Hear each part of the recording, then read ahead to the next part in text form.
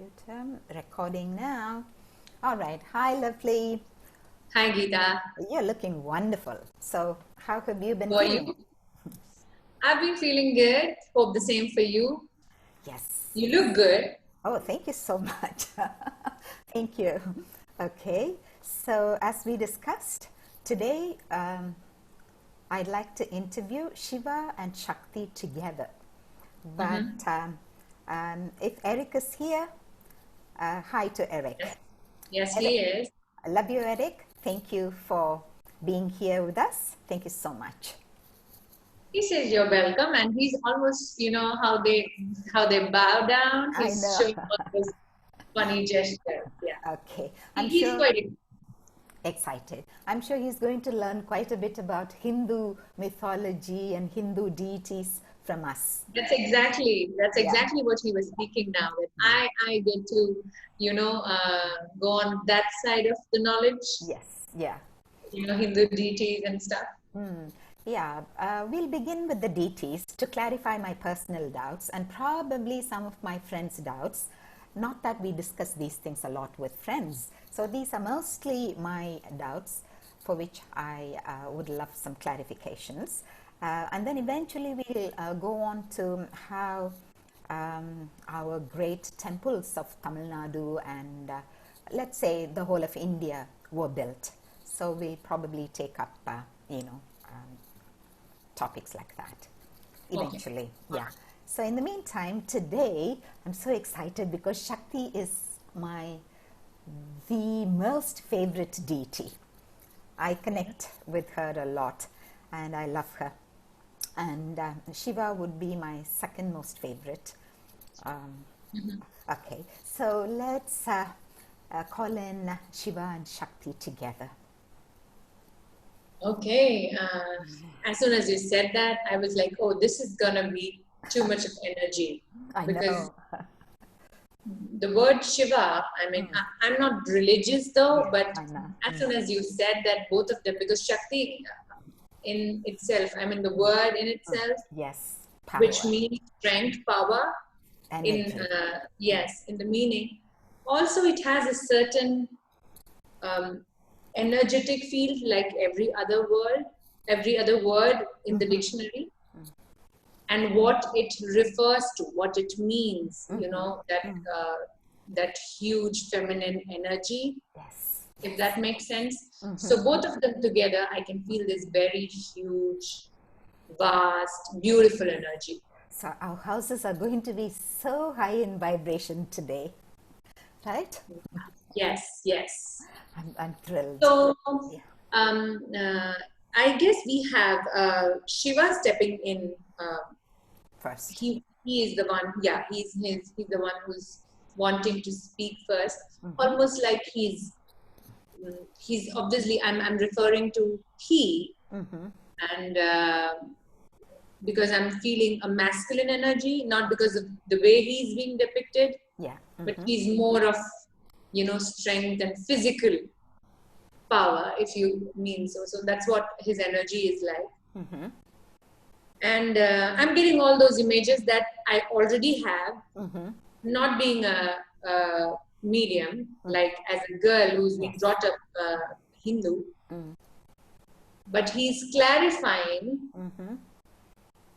Oh, he's speaking so fast. Actually, he's like, it's sort of like a telepathic. So he's giving me images and words and all that. I hope I'm making sense though, Gita. Yeah. He's showing me his face, which has a lot of innocence, which is not generally the case when Shiva is depicted. Shiva is also known as Karunakara. So he's the embodiment of compassion, Karuna, compassion. So that makes sense. Yes, because his face, he's bringing my attention to his face, this energy who's there here. And it's almost like Erik is also watching him and, trying to observe this energy, like with us. Yes. Sort of like Erik is curious about what we are going to discover. So that's his face, and what he's speaking about is, I'm here to clarify things today, maybe clear out a lot of misconceptions about the whole about a lot of Hindu deities. Wonderful. So he says thank you for Thank reaching you. Namaste, Shiva. I love you. You know that. I love you, Shiva. Yes. He has a very cute laughter. You know, he's like a happy, like a joyful laughter. I know. Loving, right? Yes. I can feel his energy too. The love. I can feel it here. Yeah. Yes. So let's begin at the beginning. During our last interview with Source, we learned that, you know, Shiva is not Source. Because some Hindus would call Source as Shiva, just as how they would, another sect of Hindus would call Source as Narayana or Vishnu. Yeah. And then sorry to interrupt you, Gita. He's actually just correcting you. He says, I am not only source, or source is not only me. Okay. Okay. Got you know, like how we have parts of source and yes, so yes, I get it. only that. Yeah, yes, we have source in us. Yes. So we were told that Shiva is a separate entity, just as how you and I are, only that he is a lot more divine than you and I, because he has proven his divinity. Did he incarnate on the earth plane? Is he an ascended master? Did he incarnate? Yes, I got a yes. When? Several lifetimes I'm getting, you know, human incarnation. So all those stories about Shiva are true then, because you know, over several lifetimes he married Shakti, you know, different forms of Shakti. Like Meenakshi, he married one time. Sati, he married another time. So Parvati, is that correct? Our understanding? He's actually saying yes and no, meaning the stories that were depicted about me, some of them were true, some of them were his true lifetimes. Also, he has had many lifetimes which people didn't know that he was this divine entity. Okay. He was just like, obviously, because he wanted to experience that human physical life. Yes. So he was not this, you know, like a divine entity. He was just like us, you and me. Whether he was a man or a woman or from a poor background, or he's also showing me like once he was a farmer who was all about growing food and meeting his ends. Okay. So he wants to clarify. It was, he says, my life was not all that divine, you know, on earth, he says. Yeah, but we love you. Okay, which part of the earth? Was it always India or other parts of earth too? Wow, this is, he said Middle East. Wow, okay. India is definitely there, Middle East, and he's showing me a lot of islands, you know, like places near the sea. I'm not sure which part of the world. I'm asking for further because he's showing me the sea and the seashore. Bali, Indonesia, Sri Lanka. Yes, something of that sort. The map. Let me see if I can get it in writing, if a particular. Okay.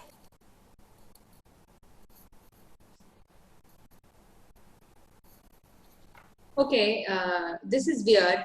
I'm very bad at geography, so I have to be very frank here. Does Indonesia, I mean, does its border or somewhere near that, the countries around it have a desert also? Because he's showing me at one point a desert and a sea. So either he had lifetimes at both places, but I don't know whether there is a desert near Indonesia. We'll check it out later. So. No, I don't think so. Yeah, right. So. Although Indonesia is, you know, the majority of Indonesians used to be Hindus. Oh, okay. Yeah. All right. So that makes sense. Maybe it came from ancestral knowledge. Okay. Yes. So when he lived in India, what languages did he speak? If he had had several lifetimes, what languages did he speak? Sanskrit, Tamil? He was saying that was from a lifetime when the number of languages were very few in the country. Okay, all right. So it could be quite a long time ago. He mentions Maharashtra though. Okay. And he also says the Marathi, the language of Maharashtra, Okay. was very different then. It was. I don't know from which dialect Marathi has come. It's I come don't from know. one of the Dravidian dialects, if I'm not mistaken. So Okay. Proto-Dravidian. Okay, so he's almost explaining like now it is more similar to Hindi, and certain things can make sense if a person speaks slowly. Yes. I mean, we can make sense of at least some of it. We can grasp it, even though we do not know the language. But earlier it was more pure. Of course. He's using the word pure. Yeah. So maybe it was close to the dialect which it came from. Okay. So that was one language that he spoke. He's also mentioning southern parts of India. And also, and again, he's mentioning Urdu. Oh, okay. When wow, that is like, I mean, amazing. When he had a lifetime in the Middle East, maybe I don't know exactly if it's Urdu or Arabic. I don't know what is spoken in most of the Middle East. So yeah, but he mentioned Urdu though. They are two different language families, Urdu and Arabic. Two different. Well, so is Arabic more in Middle East? That's what I think. Probably, I'm not sure. Anyway, I'll do some research. Yeah. Yeah, because he's mentioning again, he's clarifying that almost none of these lifetimes were in the recent 100 years. Of course, yeah. So obviously the languages must have blended in, traveled. Evolved. Yeah, they have evolved. And evolved, yes. Yeah. So because the Tamils believe that he headed the first ever Tamil Sangam, which is the Tamil conference, which took place probably 9,000 years ago to 5,000 years before Christ. In a place called Madurai, but that place has been consumed by the sea today. That's what's believed. Okay. So was he really Maybe that's there? the sea that he mentioned. Yeah. Because he showed me islands. Yeah. Oh, okay. Yeah. So but was he really the chairman of the first Tamil Sangam? Because there are several disputes. Some believe that it was Sage Agastya who chaired the first Tamil Sangam, and some believe it was Shiva, and some believe it was Lord Muruga.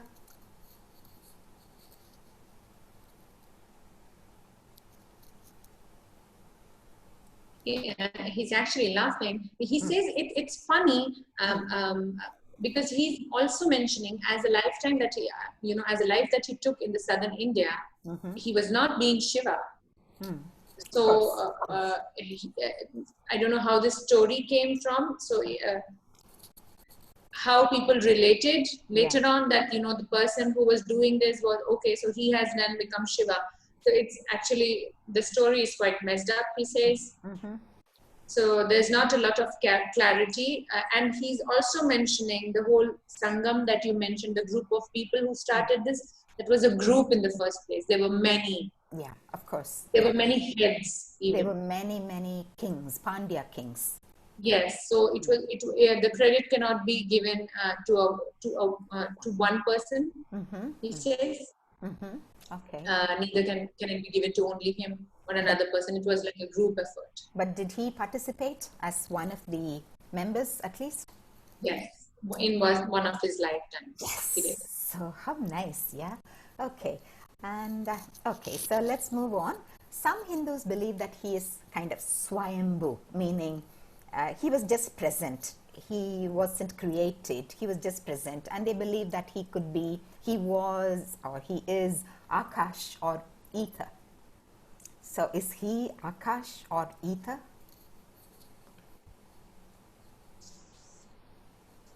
he's actually asking you, like, by saying that, do you mean playing the role of an observer?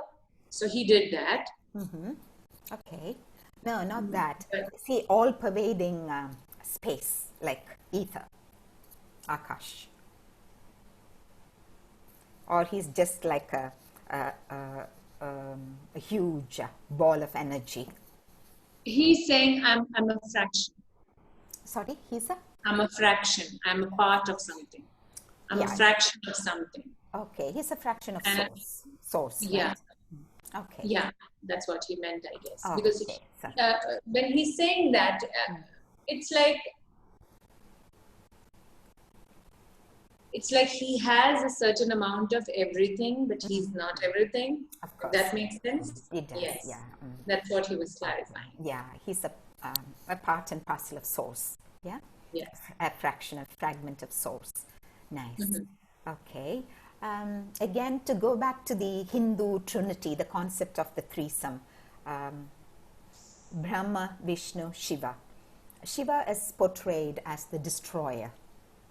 Why is this association of destruction with Shiva's name? And what does he destroy? Ignorance, evil, or does he help with the destruction of the universe and then help with the transformation of the universe into probably its next stage? So this is very interesting, because Erik was also chiming in with giving me all the images, and there was Shiva speaking. He almost is clarifying, again I'm saying, because that's why he mentioned in the beginning that there will be a lot of clarification, yes. Trying to change or clear misconceptions, because he says, I am not this person or entity who undertakes destruction, but I am sort of like a combined energy of a cycle, which takes turn into an end of something, so that there can be a new beginning. Okay, transformation. Yes, transformation. So almost like a thought form. When we put too much energy into it, and when it is from a huge mass, collective, it yes, that's a better term. Yes. So that takes a thought form. So I'm sort of, I represent that. Okay, good. Okay. But if you ask me, am I the one, like, I give orders, okay, now this should be get done with. Tear it down. Yeah, shut it down. Shut it down. Yes. Tear it down. Take it down. That doesn't happen. Okay. It's almost like after a cycle, like everything in the universe, like sort of like people use the word shift of axis, or all sorts of things. It's deeper than just being a destructor. He says it's easier for human understanding to term a person, okay, he's the one who takes care of it. Yeah, exactly. So, yeah. So along the same lines, Brahma and Vishnu are also only in the minds of people as creator and preserver. So would they be actual entities, or are they just thought forms in the minds of Hindus? Again, they are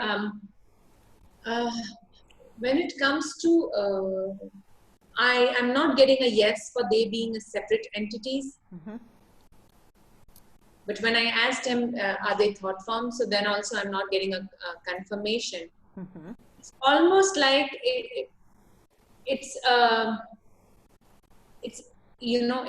thought which is given too much energy to over a period of time, which is like a thought form, but it's not even that strong, he says. Because mostly everything comes up to destruction and beginning. So it's the cycle which is more important, rather than the people or not the people or energies who are doing it. Actually, it's us who are taking care of it. I know. Out of our devotion, human beings created, they just wanted clarity, because otherwise it would be sources, responsibilities, aspects would be far too much for them to grasp and to understand. So they had to, in our own limited sense, we, out of our devotion, we had to kind of, put them in boxes. Okay, Brahma is responsible for, creation. Vishnu for preservation, conservation, and Shiva for destruction. And poor Shiva got associated with, because often people don't even know the actual meaning of destruction unless and until, that sometimes even destruction is a beautiful thing. Yeah. I mean, if it makes sense, because then only more light, more energy. If something doesn't end, it cannot, the other cannot happen. Also, when you were talking about people and them having a mindset, they're saying they've been taught over the ages to give the power to somebody else. Oh, it's not destruction, even the creation. Like women give birth, they create. At the same time, man also has a role, and so on, and other things. So this whole cycle of creation and destruction is by us. That's why we have a physical life, including other beings, not just humans. All the beings, the trees and everything that has been created by source. So they just been taught to give the energy that he's taking care of it rather than themselves. I know. We've been taught to believe in an external power rather than trusting God within us. We are God. Thank you, Shiva, for that clarification.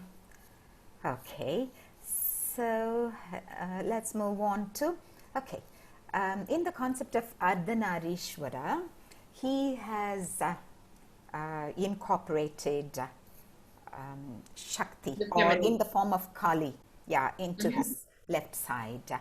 So was he really married to Parvati in a particular lifetime? Did he really marry Parvati? He's actually smiling, or rather giggling. He says there was no concept of marriage then, he says, because it was not required. It was more of the connection.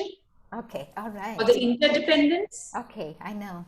One complementing the other. Yes. And he's also clarifying about something. This whole concept of him being partial, one side of him being Kali, that was something he took up, as in, because it was necessary, because the message was going like the whole physicality or the masculine side is the only thing. So he had to show or depict that no, it's not the case. There is this yin and yang, the feminine and the masculine. And there's where all the stories began. Like he didn't actually, there was no role play, he says, but it was needed at a certain point of time. Yeah, because I think for the longest time, humans have been patriarchal. So he probably wanted to emphasize the importance of the feminine energy. So he gave it equal importance. Yeah. Erik is actually chiming in. It was actually initially, when it was divided, but there were certain societies which were matriarchal. Because only women had the power to reproduce, which was almost like a biggest power. It was like more almost like the hunter-gatherer time, time. It was more of an equal, they'll take care of the kids and the chores, and the hunting was taken care by the men. But after that, there was a time which was for quite a long period matriarchal. Then the ego came in. True. So it was like coming and going. But now when we think that no, it was always patriarchal, which was not true. Not always. And still there are societies and tribes which is mainly matriarchal. Yeah, true that. Yes. Even now, some families are matriarchal. Some families. A lot of decisions are made by the women, the elderly women of the family. Erik is going on a feminist procession or something. He has this placard, "Hail women," and all those things. He's shouting suddenly because I was feeling all feminist Yeah, suddenly. me too, because, I've taken back my power. Like, at least in the recent past, I've taken back my power, and, well, I've always been a fiercely independent woman. So, not that I want to dominate, but then I believe in equality of Yes. men and women. Yes. Yeah, in fact, ever since I've started working. Okay. Yeah. Now, why is the lingam or the phallus used as a symbol of Shiva?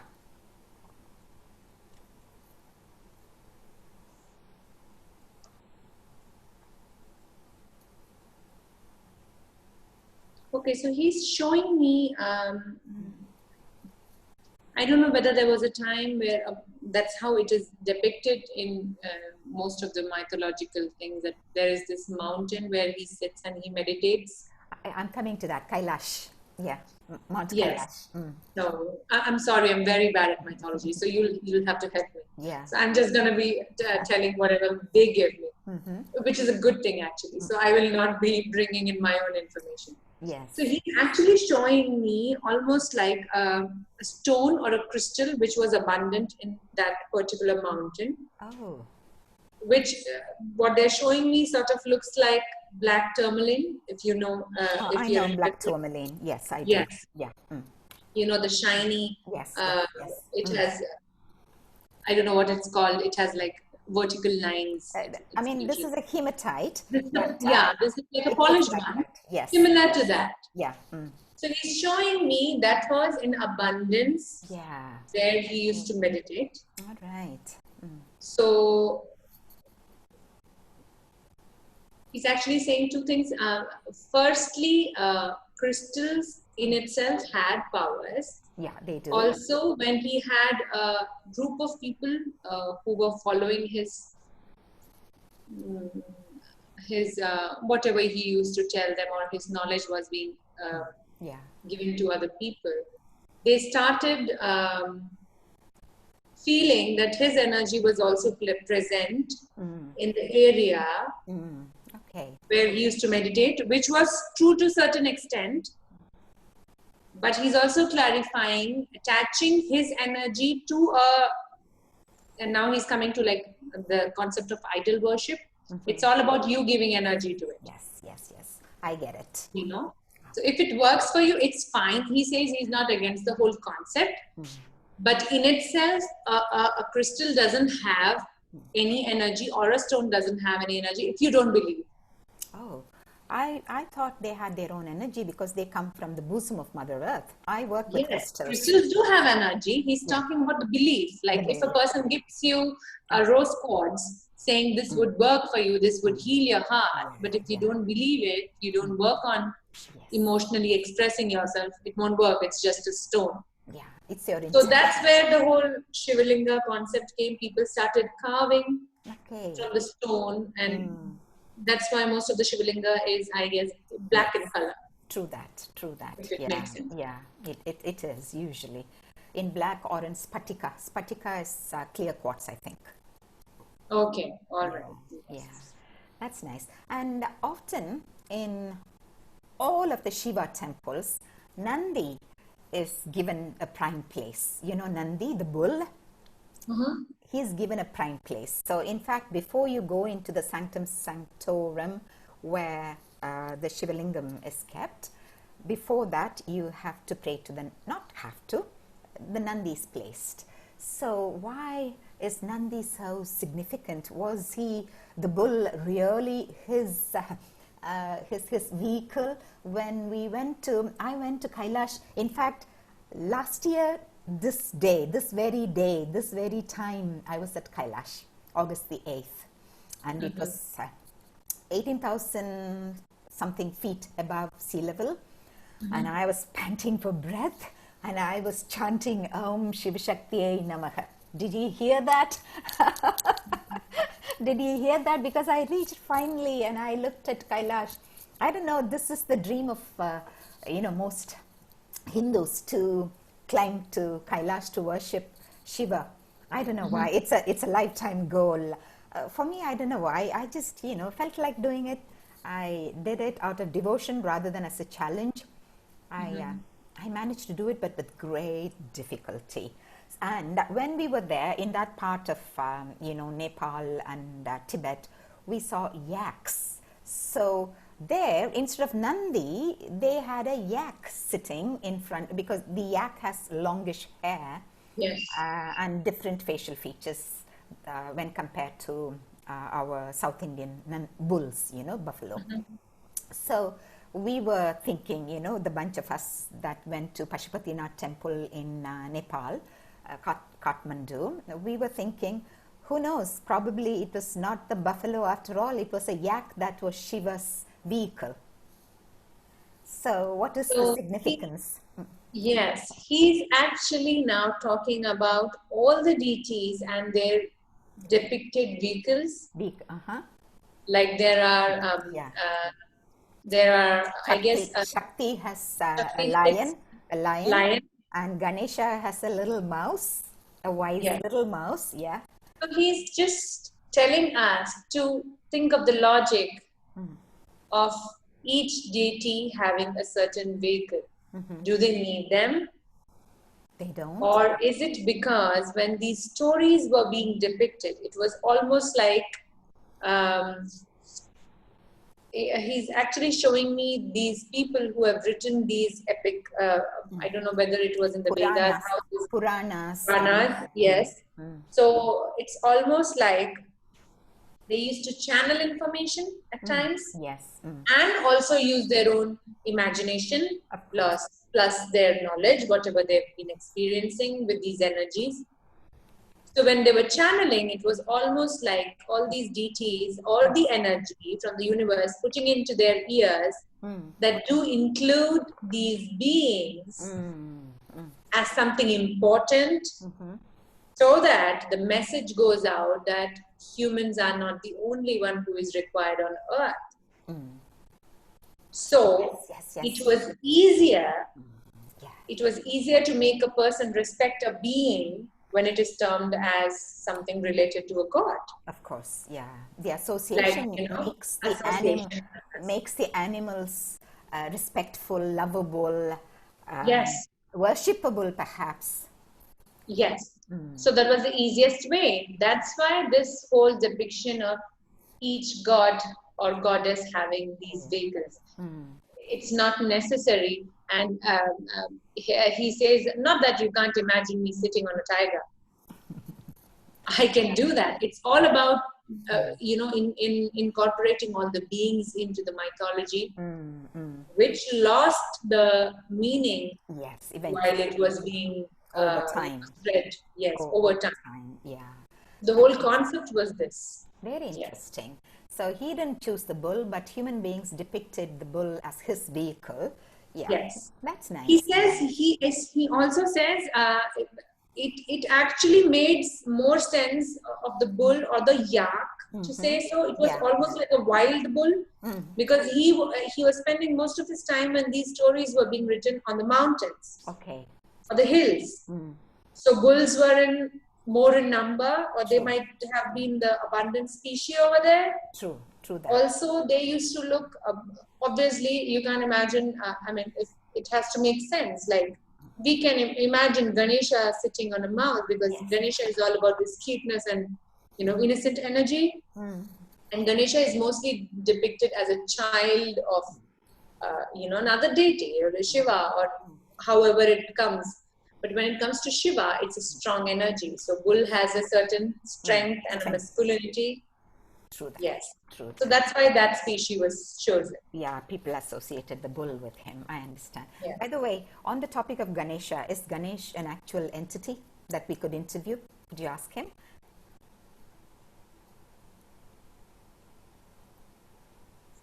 Yes, he says. Yes. I love Ganesha too. He always blesses me. Okay. I close my eyes, I get the Lingam here, or I get Shakti's face here, or I get Ganesha's trunk blessing me. Yeah. So, He said Ganesha is almost like an ascended master, sort of like how Krishna is. okay, we'll interview them, definitely. Okay, because there are interesting stories about Ganesha too. We'll ask him that. Now I have tons of questions for Shiva and Kali. Okay, and so he actually meditated on Mount Kailash. Okay, does he still meditate there? He says, I do through people. Sorry? I do meditate through people. Through people, okay.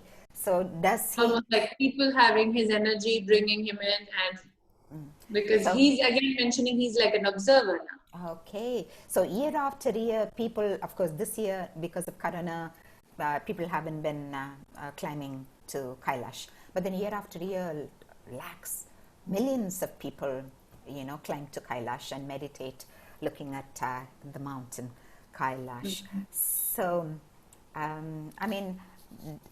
so does it mean that his blessings are with us when we are up there more than when we are, on land praying to him or thinking of him, asking for his help sometimes?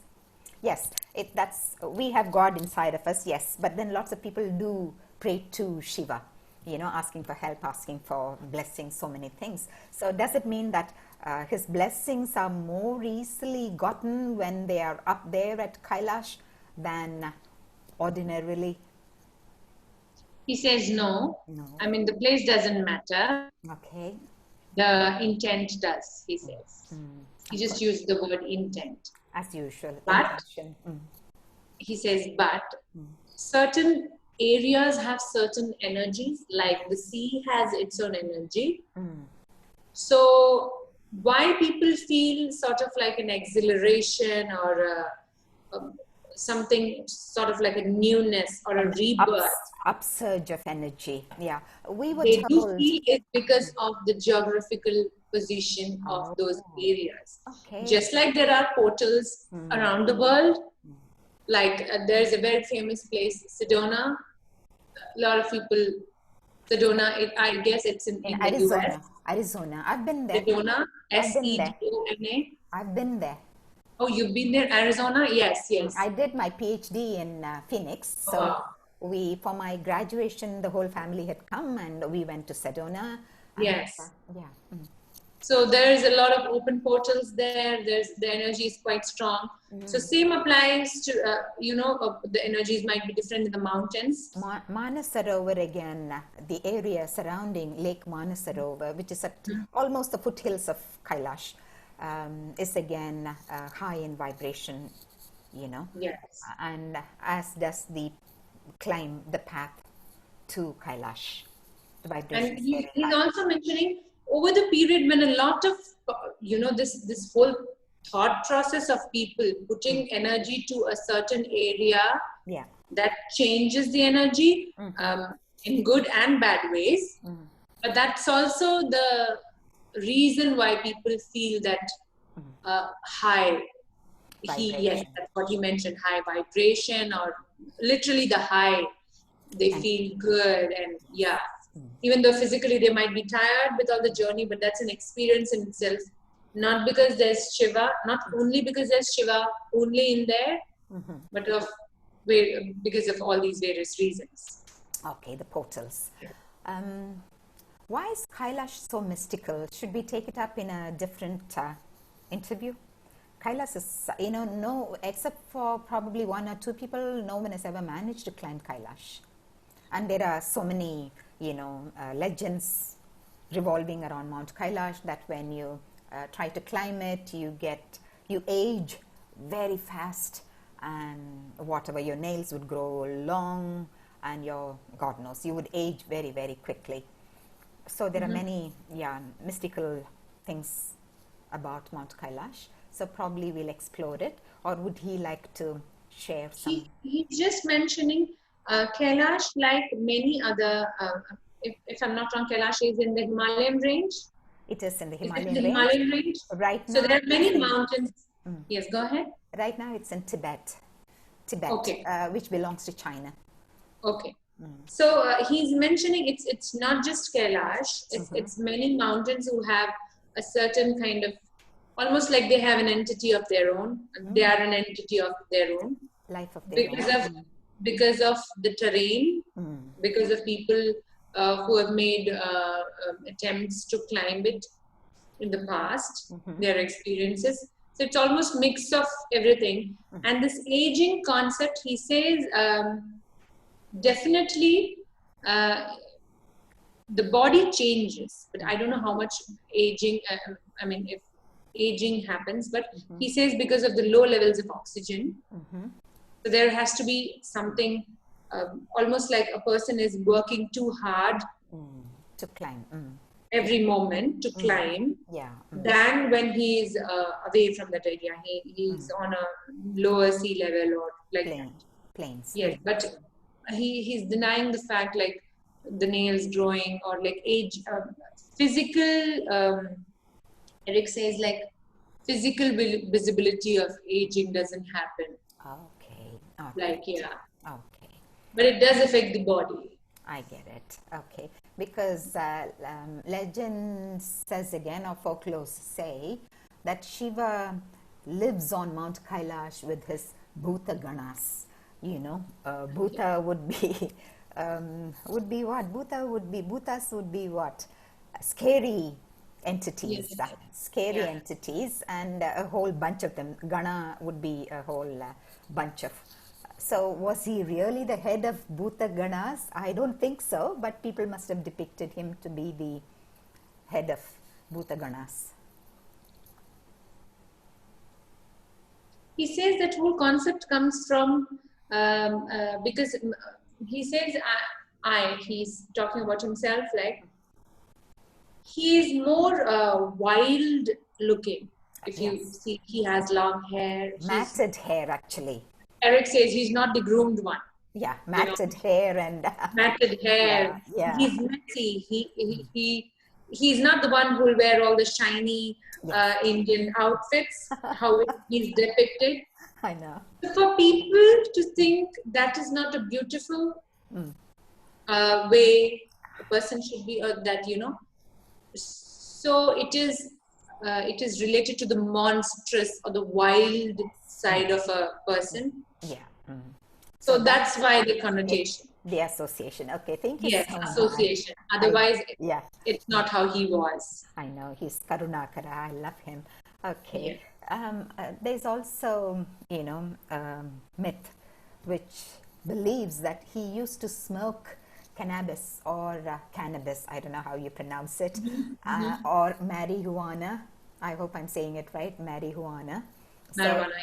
Marijuana. So is that right? Did he really do that when he was meditating? He said I and many others tried all the plant medicine, because he's also saying he spent some time with the sage community. Okay. The sages who lived in the jungles, which makes sense because he was out in the jungles or caves maybe. So he was obviously the life in there would have caused him certain illnesses or wounds. So he has experienced a lot of plant medicine with their healing properties. So marijuana was one of them. So Siddhas, did he live with Siddhas? So Siddha medicine, it's similar to Ayurveda, but have you heard of Siddhas? Yes, I have, but he's actually mentioning it was not named then, if it makes sense. I know what you mean. Yes. Maybe some sages would have gathered some knowledge and they made it into Ayurveda. They passed it on. Yes. So now we have given the name Siddha medicine, but in those days it was just plant medicine. Yes. Thank you, Shiva, for the clarification. And again, it's believed that on the night of Mahashivratri is we get 12 Shivratris a year.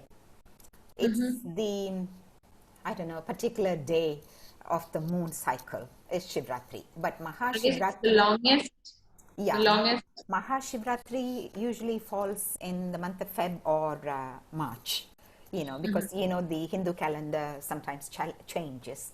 So sometime in the month of Feb or March, we get the Mahashivratri. On that particular day, there's a huge upsurge of energy in the Earth's atmosphere. So that's the reason why people stay awake all night, and because they want to keep their spine straight in order to absorb all the energy into their chakras. Is there any, what led people to believe? What led people What led people to believe that on Mahashivratri there is an upsurge of energy on the planet Earth, and in order to absorb the exuberant energy, people have to stay upright, keep their spine erect, so the energy would flow into the chakras when they meditate and pray on Lord Shiva. He is actually saying it is a combination of two things. One, like any other planetary cycles or days, like the solar eclipse or the lunar eclipse, or all these changes in the planets, those particular dates or days have an effect on human body. Okay. That's why it was associated with fasting, or changing your food habits, or to whatever extent is comfortable. That's how it came up. Yes. Also, he's actually mentioning, which makes very much sense, because I've heard this before also. Certain, just like how we have positive energies, we have negative ones too. Okay, yeah. So it comes from a set of sages or people who went the other way into the whole knowledge of black magic or the voodoo, or all those things.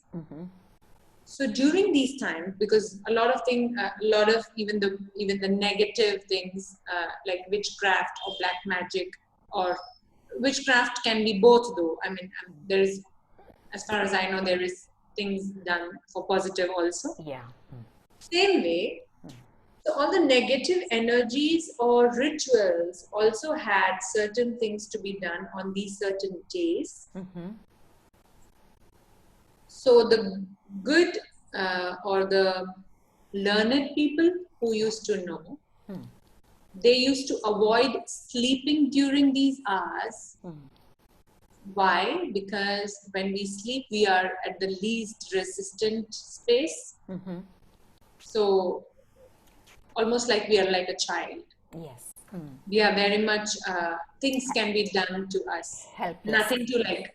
Helpless state. Helpless. Yes. It's almost like, not exactly helpless. We do not resist things because we are resting and our subconscious is active. So that's why the whole waking up throughout Mahashivratri concept came up. Okay. So you would try not to sleep or rest during these hours and try to meditate or sing the hymns and bring in positivity during these certain hours. Yeah. But he says it doesn't matter if it's all about the belief again. If you're physically ill, you need rest. Yes. Okay. So so you have to follow these things. He said it's person to person. It's very subjective. At the same time, use your logic. And here Erik is also chiming in, almost like if you need rest and if you wake up throughout Mahashivratri, Shiva is not going to help you heal. I know. So but he was just explaining how these concepts came in, and how the fasting and being awake through the night and singing and all those things came up. I get it. Okay. Again, folklore believes that sounds came up. Of course, I know it's folklore, it cannot be real, but just confirming. Sounds came when he played the damaru. The damaru is the two-headed drum. Two-headed drum, like two conical shapes, whatever. So when he played the damaru, the sounds that came out became either Sanskrit or Tamil. So was he fond of the damaru when, during his incarnations on the earth plane? Sorry, what's that? the damaru. Did he really play the damaru?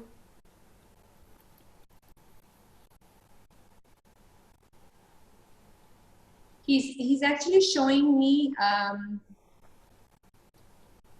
Does the damaru have?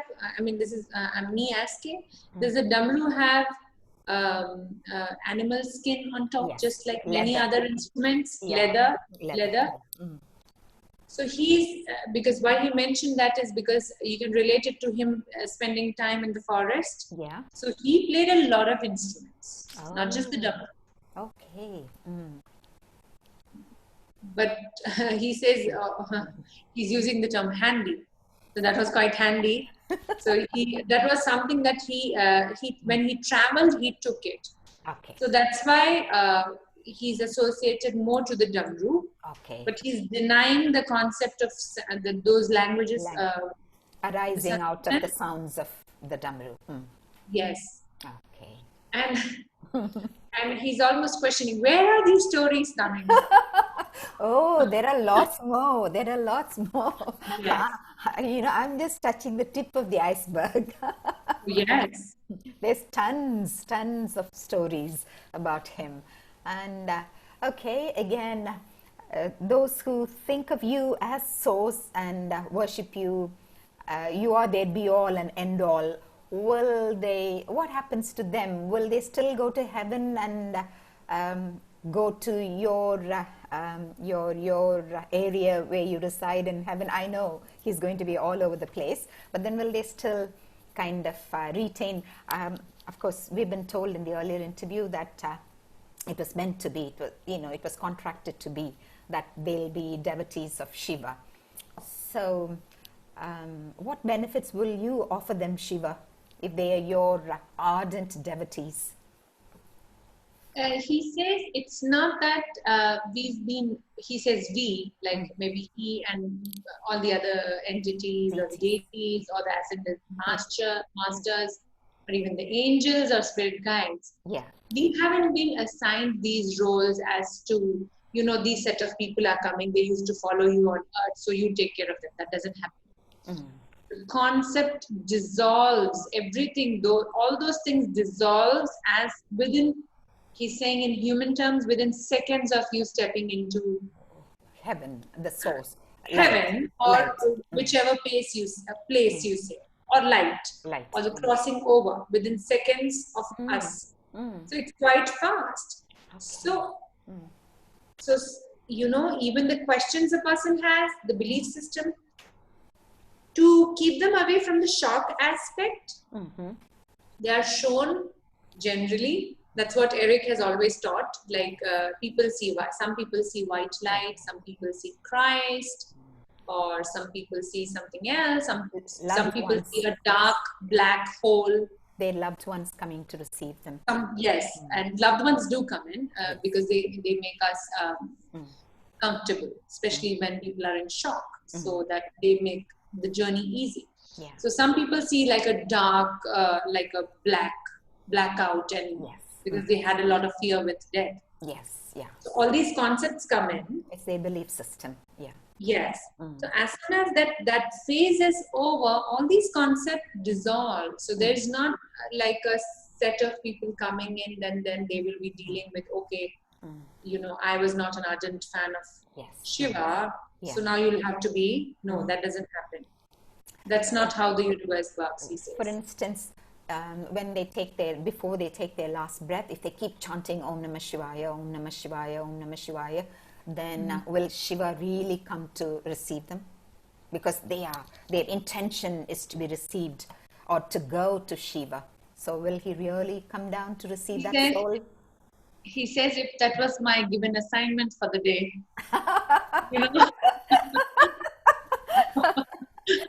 If that makes sense. Where does intention go? He says, yes, intention does play, but he's saying like it's a tiny thing. Okay. Almost like because of the concept that Shiva in itself is a tiny aspect of everything that a person would discover as soon as he steps in. Yeah. Within seconds. Yeah, he's being so humble. Okay.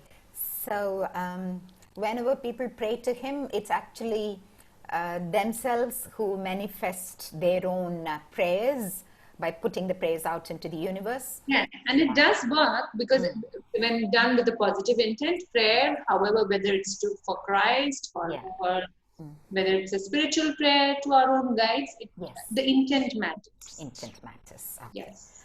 And Shiva, when we think of yoga, we think of you. So why do people associate yoga, all those asanas, with you? Where the connection? He says, he's associating with the times that he spent in the jungle, but he's also clarifying that I'm not the only one. Most of the asanas is actually, it came from animals. Animal postures. But yes, animal postures. Even the names are from various animals. Yes, true that. Yeah, the cat, cow. So Patanjali, what's the connection between yoga and you and Patanjali? Was he the first one to give yoga to the world? And did you do yoga yourself, watching the animals, their postures? He's almost showing like there were many sages who used to perform or learn or discover these things and how it worked on their body. But Patanjali was amongst the few who made a written script, who scripted or recorded it in written form, which worked. Erik says which worked for him. So, so he was not the only one who discovered those things or practiced, but he became famous because he was the he documented. For documentation also there were many who did that, but maybe he was more precise. Yes, it was the saved texts were from Patanjali. Yes. Yeah, so yoga asanas do have their physical, spiritual, mental, emotional benefits. They do. Yes, absolutely. Yes. Yes. Oh, good. Okay. So you and I teach yoga. So we are doing some good to people. That's nice. Yeah. Yeah. It's good to do good, right? Okay. So let's wind up because it's time. Okay. Lovely. So how about this? We will have a totally separate interview with Kali. Yeah? Okay. And in the meantime, what would be his message to humanity at this point in time, especially the COVID times? What would be his message? He's mentioning destruction again, the whole concept of destruction, because whatever is happening in the world, it feels like a destruction. It feels like a mass suffering for many in various ways, physically, mentally, financially, otherwise, a lot of numerous families being affected. But at the same time, he's saying this is not something that is gonna go on. It's just a phase. Okay. Like many other phases, it doesn't feel so at present. I know. But it is just a phase. Yeah. It might seem longer, but he and Erik is also chiming in. He says, "Hang in there." Yeah. We have to understand. It has to be a certain way. It has to be like how it is. True. There is a reason. True that. Yeah. Yeah. So that's what it's not in my world though. Corona is not in my world. This is what I keep saying to myself. It's not affected. Bahrain is not that affected. Oh no, Bahrain is affected. There are cases, but not in my personal world. Okay, your personal world. Okay, yes. Amazing. Yeah, this is my intention. So I should. And that works. That works. Yeah, it works. So I shall remain healthy. Yes. Okay. So to hang in there and not to lose faith. That's his message. Not to lose faith, not to lose hope. Would he like to share something with us that human beings would like to know about him? Something about that we haven't, about him. Of course, he's not aware of all the legends and the stories that are going around about him, but all lovely, loving, born out of devotion. Yeah. He would be amazed if only he listened to all of them. He's actually, I don't know if it's just about him or this is his last message that he wants people to know. He wants people to embrace the masculine and the feminine Together. with the same love, which includes love for all beings, compassion for all beings. Animals too. Yes, from the filthiest of insects or the reptilians to, the trees, or even things which are the rocks, which are very difficult to feel compassion for. Only cockroaches I avoid. All other animals I preserve. That's why maybe he mentioned the filthiest ones. So I don't mind cockroaches and lizards though. I don't have them in my house. But if ever I saw probably in someone else's house, I would kill it. Okay. Yes, I have done that too, because sometimes when you're a mom and you're trying to save your child from all the misery, you do that. Yeah. But yes, I would rather have other solutions. I wish I had other solutions. I had some kind of tones or something which I can use to shoot them away. No, I'll give you solutions. I have some baits that work wonders with cockroaches. They keep them at Yeah.